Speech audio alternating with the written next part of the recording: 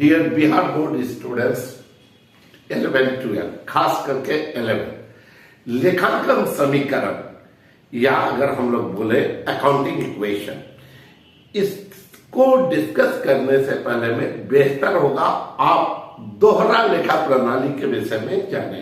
तो हम लोग दोहरा लेखा प्रणाली के विषय में सब कोई जानते हैं कि ये डबल एंट्री सिस्टम इटली में विकसित हुआ, पर बाद में दो देशों ने डबल एंट्री सिस्टम को और विकास किया। एक ब्रिटिशर्स जिनका कहा गया ट्रेडिशनल पारंपरिक तरीका, और दूसरा अमेरिकन ने इसको विकसित किया। अमेरिकन की ही ये देन है लेखांकन समीकरण। दोहरा लेखा प्रणाली क्या बोलता है? दोहरा लेखा प्रणाली बोलता है कि हर एक लेन देन के पीछे में दो पक्ष होंगे, कम से कम दो पक्ष होंगे। जैसे एक बेचने वाला है तो दूसरा खरीदने वाला है। अगर किसी के लिए खर्च है, एक्सपेंसेस है, तो किसी के लिए आय है, रेवेन्यू है, इनकम है। करेक्ट? इसी को आधार मानकर अकाउंटिंग इक्वेशन को विकसित किया गया, और ये अमेरिकन की देन है, इसलिए इसको बोलते हैं आधुनिक तरीका, मॉडर्न मेथड। तो हम लोग अकाउंटिंग इक्वेशन के विषय में इस वीडियो के माध्यम से हम लोग बहुत अच्छे से सीख सकते। बात करें हम लोग अकाउंटिंग इक्वेशन है क्या, तो अमेरिकन ने बताया कि देखिए 5 टाइप के आपको टर्म की जरूरत पड़ेगी अकाउंटिंग इक्वेशन के लिए, और आप जानते होंगे एसेट, लायबिलिटीज, कैपिटल। ठीक, ये 3 हो गए। Revenue and expenses. रेवेन्यू मतलब इनकम से आप ले सकते हैं, एक्सपेंसेस खर्चे, एसेट संपत्तियां, लायबिलिटीज दायित्व, कर्ज जिसको हम लोग बोलते हैं साधारण, कैपिटल पूंजी। इन पांचों के साथ में अकाउंटिंग इक्वेशन, ये अकाउंटिंग इक्वेशन बोलता है कि एसेट्स यानी संपत्तियां हमेशा बराबर होगी लायबिलिटीज दायित्व और पूंजी के। ठीक, तो अभी जैसे हम लोग ने बात किया कि asset equal to liabilities plus capital, संपत्तियां हमेशा बराबर होंगी दायित्व और पूंजी के। A equal to L plus C. A stand for asset, L stand for liability and C for capital.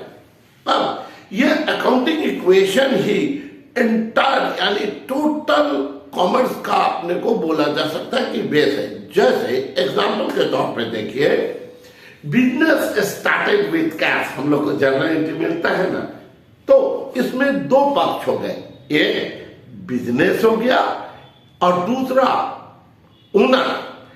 अब ये कितने पार्टी हो गए भाई? 2 पार्टी हो गए।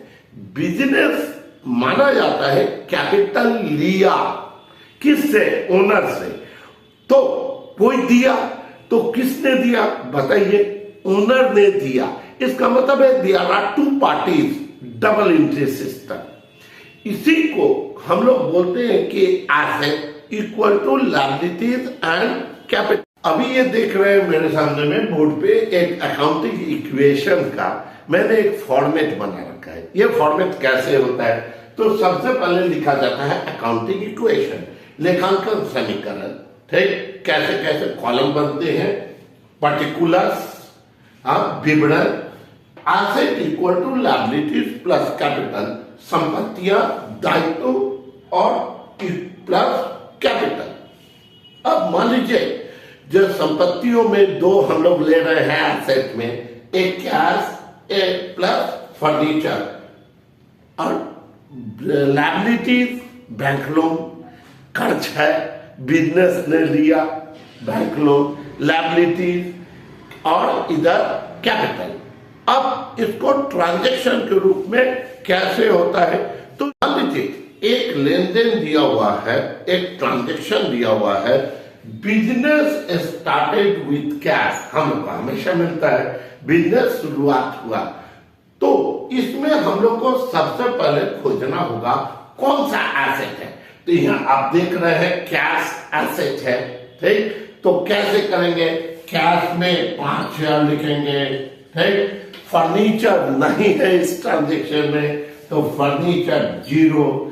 अब बैंक लोन भी तो नहीं है इस ट्रांजेक्शन में तो बैंक लोन भी क्या होगा, 0। पर ये कैपिटल है, कैश है, किसने लिया है, बिजनेस ने लिया है ओनर से, तो कैपिटल के रूप में कितना दिखाएंगे, 5,000। तो गौर करके देखने की चीज यह है कि asset equal to liabilities plus capital है, जबकि लायबिलिटीज क्या है, बैंक लोन 0 है, तो एसेट बराबर है किसके, कैपिटल के। ऐसे ही आपको वीडियोस आपको मिलेंगे, ठीक, छोटे छोटे ट्रांजैक्शन के साथ। आप बताएंगे आपको क्या कंफ्यूजन है, मेरे व्हाट्सएप नंबर पे आप जानकारी ले सकते हैं, कमेंट बॉक्स में जाके कमेंट कर सकते हैं। मुझे खुशी होगी आपके क्वेश्चंस का जवाब देने में। थैंक